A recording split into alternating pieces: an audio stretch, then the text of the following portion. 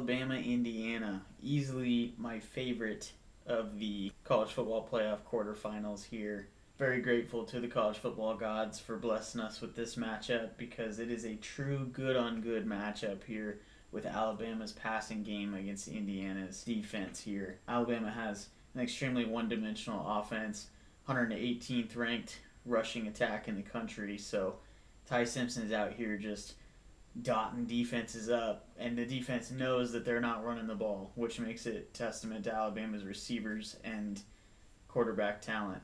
And Indiana does all the things on defense just to kind of mess with you, down in and down out. Excited to show you guys the film of what I kind of think might play out here and the ways that they're going to attack each other. We've already talked about how Alabama can't run the football, but just for proof of concept, we're going to take a look at some stuff that's going to get blown up here in this playoff game. So right here, you're going to see inside zone split. This right tackle is going to get absolutely destroyed by Oklahoma's linebacker here, and it's going to completely blow this whole play up. Jam Miller ain't got nowhere to go. There's no cutback. There's no nothing. I mean, these guys really, truly do struggle at getting to their spots in the run game. Toss into the boundary at a bunch, and we're going to see Isaiah Horton here is going to lose his block. This defensive end is actually going to be able to jet inside and completely blow up the center pulling over. And this play pretty much goes nowhere. 74 doesn't even take most dangerous man.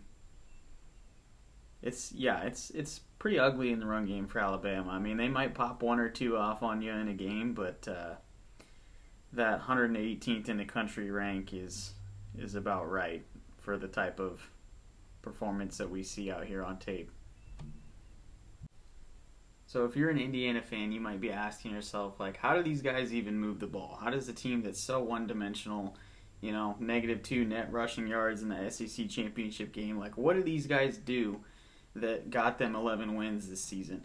Well, really, it's Ty Simpson putting the team on his back, and it is 3 elite wide receivers out here for the Crimson Tide. It is Jeremy Bernard, Lacier Brooks, and Isaiah Horton that are just backpacking these boys. I mean, Jeremy Bernard at the bottom of the screen here just mosses this DB.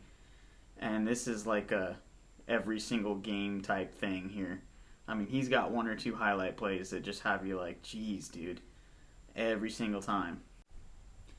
Playing man-to-man is tough against these boys, man, I'm telling you. So you got a too high look that's going to actually drop into a cover 1 robber here. Man indicators, man indicators, man indicators, right? And then these split safeties drop down, and here you go, right here. Lacier Brooks just making it happen. I mean, amazing adjustment to the ball, just special, right? Elite ball placement from 15, as always. Let's take a look at it from this angle here. Sheesh, man. He really, God. That is a masterclass on how to use the placement of the football to basically make the DB miss, right? Like, once he gets his head turned, it's over, right? Even if the DB was looking for the ball, he was never going to see it. We are huge Ty Simpson fans over here for this specific reason. There's not very many dudes in the country that are making full field reads in college football. Like working just backside. So right now we have flat corner in and then a backside dig. And the fact that we get back to our backside dig, like, I want you guys to pay attention to his eyes here from this end zone copy. Not only is he working through his reads, but we're doing it the right way. We're not jumping. We're not too happy. We're clicking. And this is exactly what it should look like to make a full field read from the quarterback position. That is absolutely beautiful. Ball placement's on point. Like, tight window, throw in man-to-man. Like, this is what we do, right? This is elite level quarterback play, and this is what makes Alabama dangerous.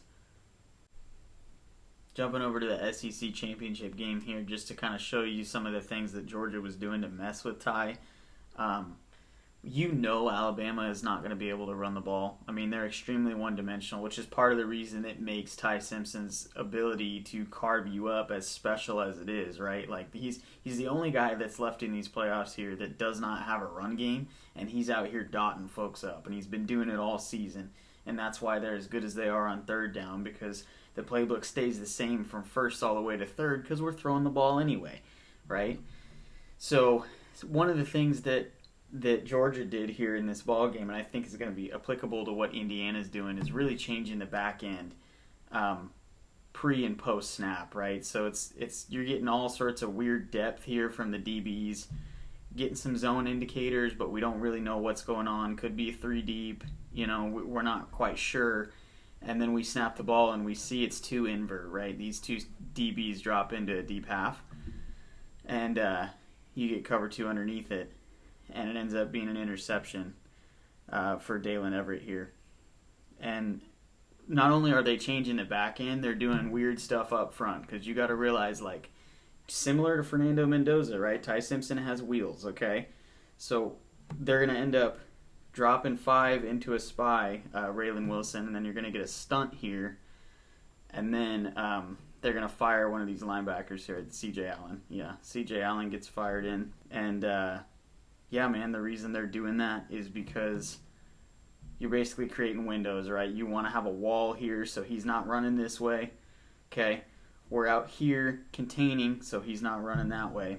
The only window he's going to have is right here where Raylan Wilson is, and that's the whole point.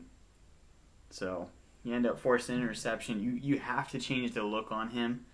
It's really the only way to get him to slow down, because otherwise he's just going to carve you up. Georgia was really eating with their defensive line stunts in this game. So right here we're going to get a 4-man slide from Alabama's offensive line. We're leaving the tackle one-on-one with 33, and then they're going to put the back over here in pass pro. And from Georgia, you're going to get 3 guys rushing here.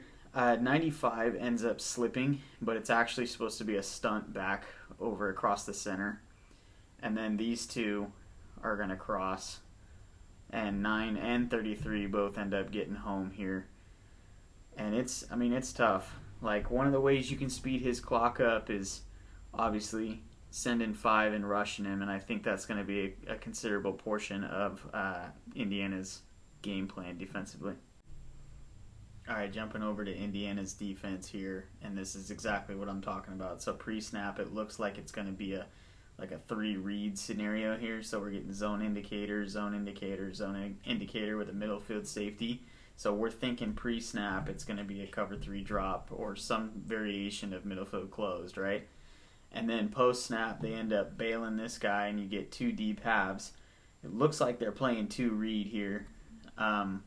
So that would mean that these corners are in soft squats reading the number 2 receiver, because it changes their responsibilities, right? You get your middle hook defender or mid-read defender, and then you get your 2 hook defenders here. And it ends up forcing Dante to hold the ball and generates a sack, right? And then on top of that, not only are we changing the back-end coverage pre- and post-snap, but they're running a stunt here. And then you end up getting a win on the outside here that actually forces him to step up into the mess created by the nose and defensive tackle stunting, and that's really what forces the sack. So, no, I think the difference here, usually you would start running this stuff either based on tendencies or based on passing downs. But I do think that since Alabama is such a pass-heavy team, this type of menu defensively is going to be open like 24/7 for Indiana, and I do think that that's going to be a considerable portion of their game plan. Like, how are they going to scheme up ways to win on the line and really fluster Ty Simpson and get him uncomfortable early? So these guys are insanely aggressive, right? This is a 1st and 10 in plus territory, and they're sending the house. Right, like they don't even care. They're sending the house with man behind it. And if you're Alabama, like how aggressive they are could actually end up being something that's in your favor, right? Because we know Alabama is elite at killing man-to-man with their speed and their receivers' ability to just create separation, right? So I'm really interested to see how aggressive Indiana's defense is if they try to play, balls to the wall, kind of like they did against Oregon, and really sort of what they did against Ohio State. Just like stick to their identity of being an aggressive defense, and then changing their back end, or just hoping that they can get home before you beat them. So this is an example of Oregon really blowing the top off the defense here. And the reason that I'm showing this is because I do think Alabama is going to attempt to do similar things like this all throughout the game, right? So you're going to get a dagger concept from Oregon. He's running a post, and then you get a crosser, and then this backside dig here for number 2. And you're putting this safety in conflict, right?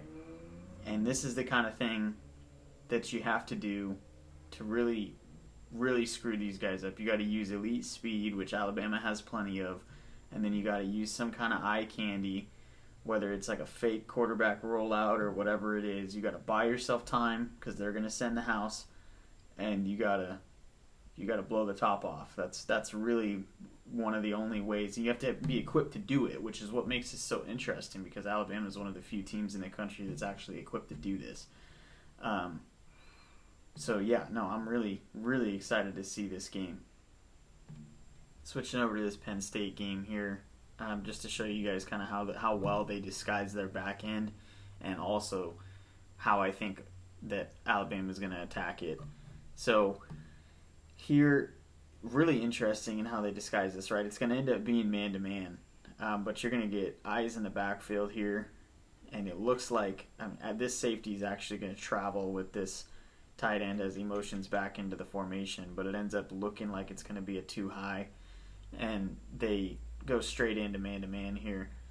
And what ends up happening is, you get a win on this inside route here, but the key is honestly how long you can get to throw. I mean, it's a protection game, honestly. Like, these guys are so good at disguising what they're doing because they want you to hold on to the ball for just a split second so somebody can get home. And if they don't end up getting home, that's really the difference, right? So we're going to get that same 2-deep zone drop here that we saw in the Oregon game from Indiana's defense. And Penn State does a great job at putting 22 in conflict here by running a very deep corner and then putting a deep out right underneath it. And it really forces 22 to have to guard both spots of the field. It ends up being an explosive pass play. But no, I'm really excited to see kind of what Ryan Grubb and DeBoer and company there cook up for this Indiana defense, because these guys are tough, man. There's a reason that these guys are, 13-0 and number 1 team in the country. And this defense being as aggressive as it is definitely a part of that. So